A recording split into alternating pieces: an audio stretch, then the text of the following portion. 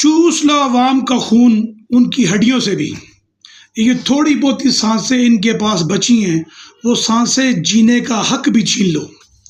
سب کچھ تمہیں اس عوام نے ہی کر کے دینا ہے، ساری دولت تمہیں اس عوام نے ہی دینی ہے، تو تمہارے ان بڑے بڑے عہدوں اور ان بڑے بڑے منصبوں پر کیا فائدہ کہ صرف تمہیں تنخواہ اس عوام نے ہی دینی ہے، عوام کے پیسے سے ہی تمہارا پیٹ بھرنا ہے، تو خود عوام ہی کیوں نہ ان عہدوں پر، ان اعلیٰ منصبوں پر بیٹھ جائے۔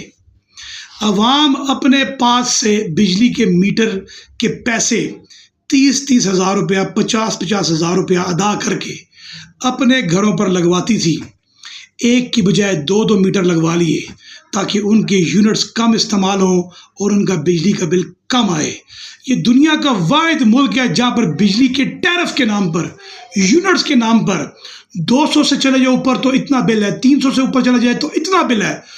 وہ حکومت جس نے غریب عوام کو 200 یونٹ، 300 یونٹ فری بجلی دینی تھی، اس نے تو ان سے بجلی کیا جینے کا حق بھی چھین لیا ہے۔